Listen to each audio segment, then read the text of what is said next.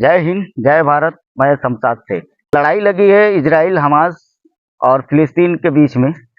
हमले हो रहे गाजा में।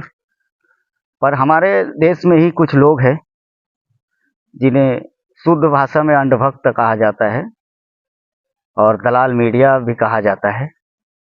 पर आइए थोड़ा देर चलते हैं, समझते हैं कि आखिर ये लड़ाई क्या है। हमारे देश के युवाओं को और खास करके कुछ लोगों को ये समझ में ही नहीं आ रहा है कि ये लड़ाई किस बेस पे है और ये कौन है, हमास कौन है, इजराइल कौन है, गाजा कौन है और फिलिस्तीन कौन है।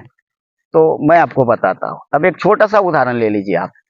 हमारा ही देश का हिस्सा है कश्मीर, जो सदियों से उस पर लड़ाई चलती आ रही है। ना जाने कईयन हजार कईयन लाख हमारे देश के नौजवान फौजी शहीद हो चुके हैं उसके लिए।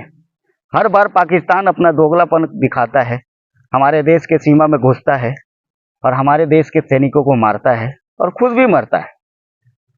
यही चीज है, सेम यही चीज है।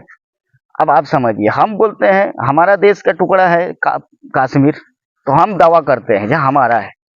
वो पाकिस्तान का नहीं भी रहते हुए पाकिस्तान दावा करता है कश्मीर हमारा है।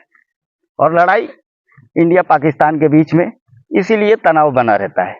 और हमारे देश का जो नौजवान शहीद होते हैं, हमारे देश का जवान शहीद होते हैं। ना जाने कितने हमारे देश के आर्मी और कितने जवान सेना शहीद हो गए। लेकिन सरकार को इससे क्या लेना देना है, क्योंकि सरकार को इसी पे वोट मिलता है, वोट बैंक बनाते हैं। वही चीज है सिर्फ फिलिस्तीन और इजराइल। जबकि फिलिस्तीन एक देश है, इजराइल कोई देश नहीं है। इजराइल का कोई अपना अस्तित्व नहीं है।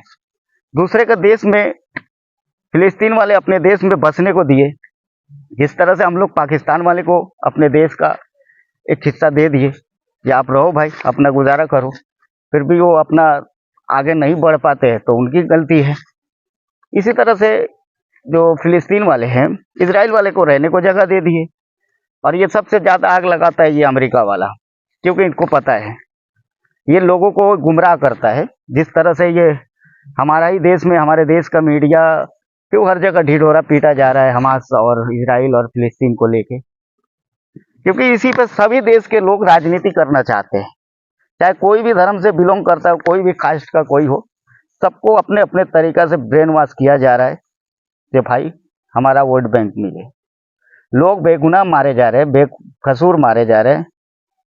उनसे उन लोगों को कोई लेना देना नहीं है। ये नेता है, नेता को आपके लाइफ से कुछ लेना देना नहीं है। बस 5 साल के बाद उनको आपको खुश करना रहता है और वो तरीके ढूंढ लेते हैं। अभी आप समझना, इजराइल को फिलिस्तीन वाले ने जगह दे दिया। भाई इंसानियत के नाते दे दिया, भाई रह जा, कोई भी नहीं रखने को तैयार था। अब उसको जगह दे दिया तो समझ लो पिछले 70-75 साल से उनके ऊपर ही जुल्म ढाते आ गए। वो आवाज उठाते थे तो बार बार उनकी आवाज कुचल दिया जाता था। वो बार बार मारे जाते थे, बार बार जुल्म का शिकार होते थे इजराइल द्वारा। ये सदियों से जुल्म करते आ रहा था। जब तक सोशल मीडिया नहीं था, खबरें बाहर निकल के नहीं आती थी, वहां के लोग मरे जाते थे।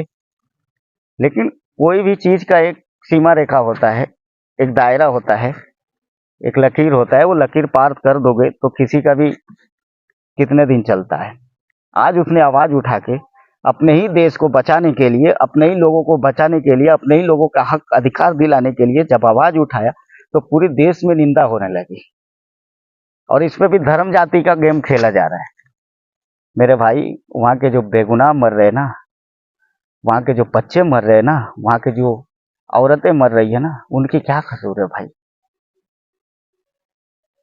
वो अपने ही देश को अपना देश ना कहे, अपने ही देश में वो अपना हक अधिकार ना मांगे। मेरे भाई, मेरे भारत के युवाओं, आप समझो। मेरे भारत के अणभक्तों, आप समझो। आप समझो, समझ क्यों नहीं रहे हो आप लोग?